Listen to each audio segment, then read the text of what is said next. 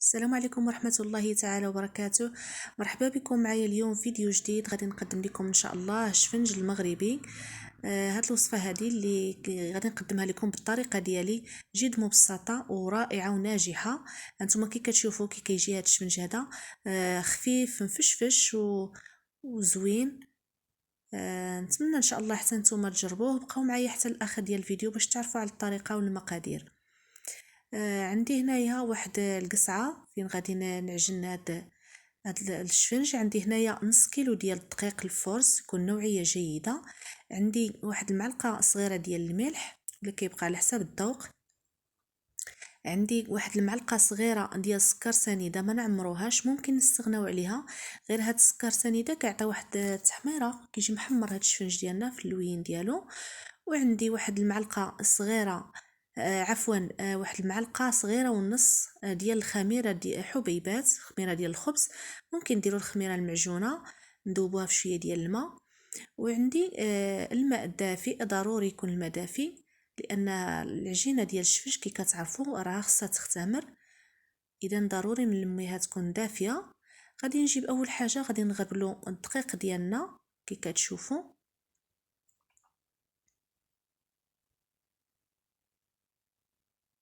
راه سهله في التحضير الشفنج، زعما ما كيتطلبش شي لا مكونات كثيره ولا حتى الطريقه ديال التحضير ديالو راها جد سهله. بعد ما غربلنا الدقيق ديالنا غادي ندير واحد الحفيره هنا في الوسط، وغادي نضيف الخميره ديالي حبيبات، وغادي نضيف معاها السكر سنيده واحد المعلقه صغيره ولا ما عامراش، وغنزيد واحد شويه ديال الماء باش نذوبوا هذيك الخميره مع داك السكر.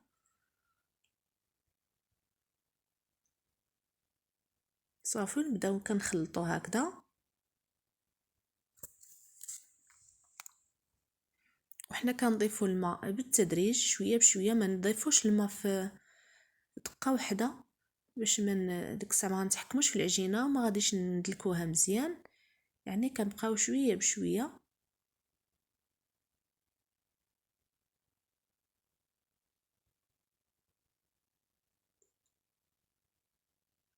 نضيفوا الماء مره اخرى.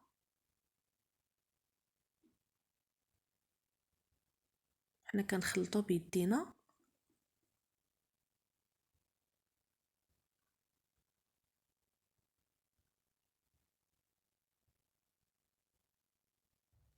غير العجينه ديال الشفنج راه كتبغي دليك، هي ماشي بحال باقي المعجنات، ولا كتبغي دليك مزيان، وهذا هو السر ديال النجاح ديالها. قدو ما جات كانت مدلوكه والعجينه خفيفه قدو ما كيكون الشفنج ناجح ومزيان. الا خلينا العجينه قاصحه وما دلكاتش مزيان راه ما غيجيكمش الشفنج زوين. دابا غادي نبقى كنخلط على هذا الشكل هذا. انا كندلك الا ما كانش عندنا الوقت بزاف ولا المهم ما قادينش ندلكو، ممكن غير نخلطوها على هذا الشكل هذا في هذه المرحله هذه، ونغطيوها بشي كيس بلاستيكي ولا نديروها في شي باطه لي محكمه الاغلاق ونخليوها ترتاح. من بعد كنرجعو كنلقاوها دلكات، كندلكوها غير شويه صافي وكتكون النتيجه مزيانه. كان عندنا الوقت وفينا من هذا نعجنو وندلكو، من الافضل ندلكو هكذا بيدينا كي غادي ندير دابا انا. دابا انا ضفت الملح، درت عليه شويه ديال الماء كي شفتوا تذاب الملح مزيان مع الماء، وغادي نبدا نخلط. الملحه ما كنبغيوش نديروها من الاول مع الخميره، كتنقص من المفعول ديال الخميره. كنغديوها بالسكر هو اللي كيخلي الخميره ديالنا تفاعل اكثر. صافي انا كي كتشوفوا دابا كندلك وانا بحال كنضرب هذيك العجينه مع القصعه كي كتشوفوا بهذه الطريقه هذه، باش كتبدا العجينه كتطلق هذيك الخيط ديالها بهذه الطريقه هذه، بحال كنقولوا كنخبطوها مع القصعه على هذا الشكل هذا. وانا كنزيد الماء شويه بشويه، كي كتشوفوا راه كنزيد غير بشويه في هذه المرحله هذه، لان باش نبقى متحكمه في القوام ديال العجينه.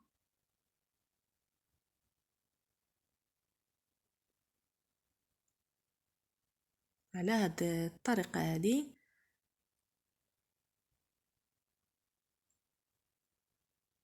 كنضربها غير بالراس ديال هكا، كنشدها بالراس ديال صبعاني وكنضرب مع القصعه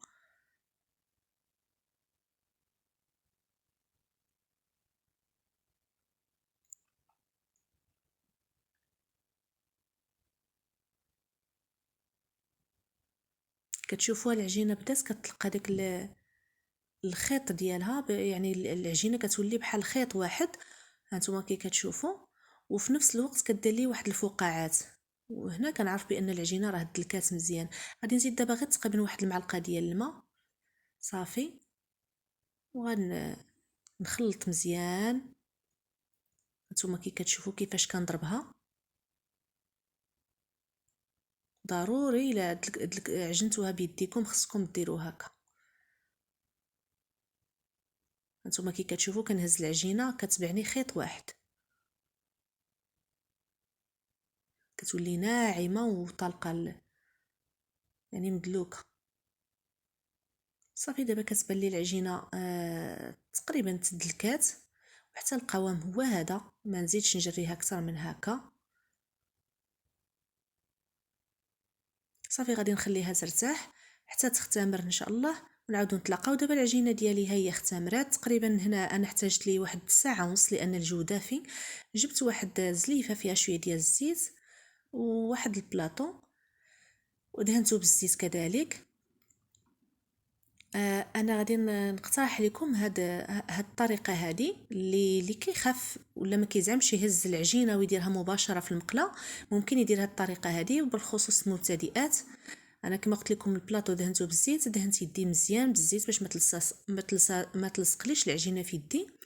ممكن عفوا بغيت نقول لكم ما ديروش الماء، لان كاين اللي كيبقى يدهن يديه بالماء. لا، ما ندهنوش يدينا بالماء لان العجينه غتزيد تجرى لينا. ندهنو غير بشويه هكا زويته، وكنحطو بحال كنديرو قريصات.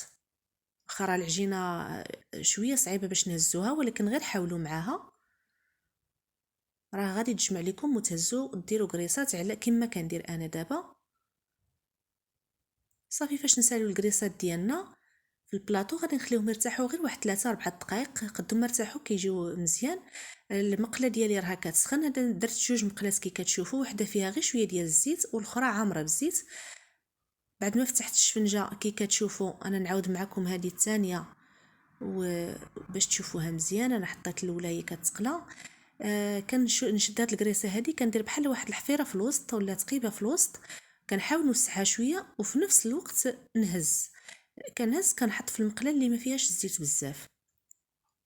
صافي وكنجيب واحد الفورشيط ولا باش نحركها شويه، غير كتبان لي صافي بدات كتنفخ وشدات الوين شويه ذهبي، غادي نردها للمقله اللي عامره بالزيت تما فين كتزيد تنتفخ وكطيب لي مزيان.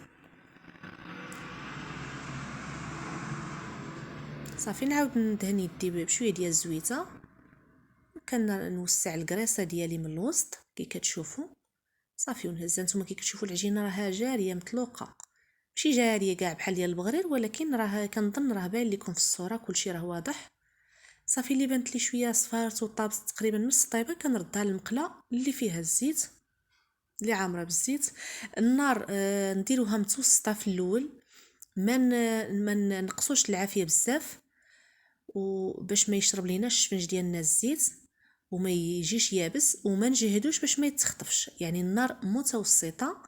الوقيته اللي كنقليو القليه الاولى ونجيو للثانيه والزيت كتبان لينا سخنات، داك الساعه غادي نقصو البوطه لان راه صافي الزيت سخونه، يعني ما نخافوش الشفنج يباس ولا يشرب الزيت. وننتبهوا الا لقينا عاود سخنات بزاف نقصو اكثر، نقصو ديك الساعه مزيان. المهم عيننا ميزاننا. دابا الشفنج ديالي تقريبا تحمر شويه من التحت، انا نعاود نقلبو وانا راده البال باش ما يتحرق ليش، باش في نفس الوقت ما نخليوهش بلا طياب. صافي هانتوما كي كتشوفوا هو بدا كيتحمر، هو خدا هذاك اللوي اللي بغيت وجا كي كتشوفوا من فوخ كيبان لي هانتوما مجعب تبارك الله من داخل، جا زوين. صافي وكنبقى اللي طيبتها كنستقطرها هكذا من الزيت. صافي وغادي نحطوها في واحد الطبيسيل.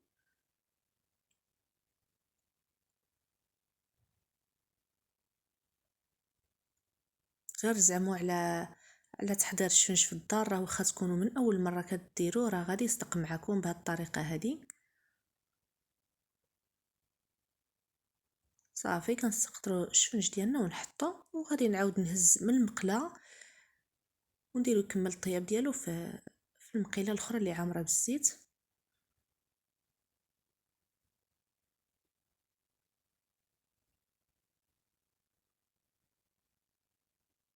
كاين اللي كيضيف في العجين كيضيف الخل، انا ما كنفضلش ديك الريحه ديال الخل كتجي فيه ولا هذا، كيبقى لكم ممكن تضيفوا واحد المعلقه صغيره ديال الخل في العجين. دابا الشفنج هو كي كتشوفوا تحمر. هذه القليه الثانيه، كما قلت لكم القليه الثانيه نردوا البال مع البوطه. هانتوما كي كتشوفوا النتيجه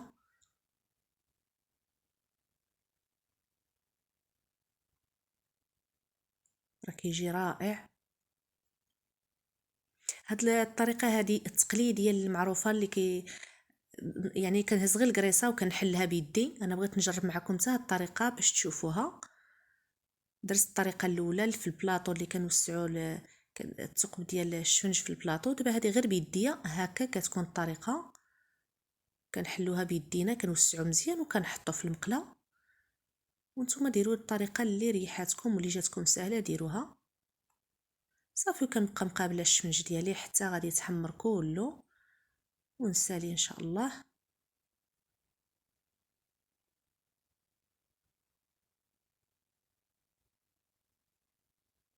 انتبهوا غير العافيه مع فاش تكونوا كطيبوا. النار خاصها تكون متوسطه، وكما قلت لكم فاش تسخن الزيت نقصوا ليها. دابا انا كملت الشفنجه، نتوما كي كتشوفوا النتيجه راه جا اكثر من رائع. نتمنى ان شاء الله حتى نتوما تجربوه، واللي ما مشتركش معايا في القناه يشترك باش ان شاء الله يتوصل بكل جديد.